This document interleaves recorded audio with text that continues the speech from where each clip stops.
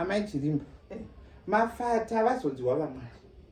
Mukaona vachichinjwa kudaika. Kuda kuenda kunokusha moyo yevatenderi. Anenge asara uyu azvireve kuti haachinjwe.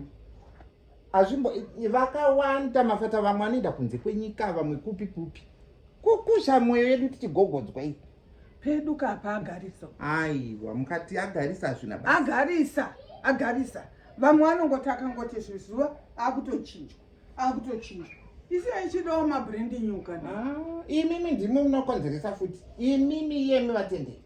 Baba vanoita muteuro womisa. Abuda aenda musekristu kuti achinje hembe nemasevha. Imi maenda mamirira padho. Mabva aenda kwake uko kuofisi. Manonomira munenge muchidei imomo mapuwa chikomborero. Vanhu vaya vakateketerwa shamwari. Kondiwo zvamutadzisa kuchinjwa. Aiwa, hazvisiri izvo. Imimi vanhu vatenderi ndimi mune mwoyo yakaipa. Saka uri kureva ini here kana kuti vamwe vese? Handina kuti imi, asi tati isu tine mwoyo yakaipa, tisu tinokonzeresa ivo mafata iwaya. Mazvinzwa? Kuchinjwa.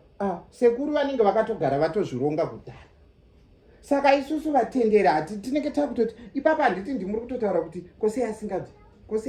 Muchikonzero munoziva kuti ndichi? Izvi zvanyanya. Jilimba. Kungoenda zvangu ndakutochinja ini ndoende paninga. Imi wakaimi ndimi nazvino. Ndimi wamunazokuonai muchiti baba handei tonogocha. Baba handei tonodii. Vanhu vaya vakateketerwa chamwari. Ityai Mwari vaya vazodziwa vamwari. Handiti tinenge tichiti kana ukati naye kunogocha anonge achifurwawo nemhepo achitora environment wonyowani. Environment ipi? Iyoyo kai kuti ndinogocha naye paningirikina. Amai Jilimba musadaro. Musadaro zvamunoita izvo. Ndozvamatondigarisa muchiti rega ndikudze shamwari izvozvo. Saka iwe hausundwa zvandiri kutaura. Ndigozvinzwa. Izvo zviratofamba ende ndiri kutoenda naro kuti Amai Jilimba wakatondisheedza kutoti nhaye wazvinzwa here kuti mafata akachinjwa wedu asarire ipaparisi. Chibuda. Handibude. Chibuda. Munoma handibude tangai matondipa mari iyo yesection ndiendesa. Ndipei mari ndiendesa. Iwe. Chii? Iwe wegai. Iwe wakandivenga iwe. Wakandivenga iwewe.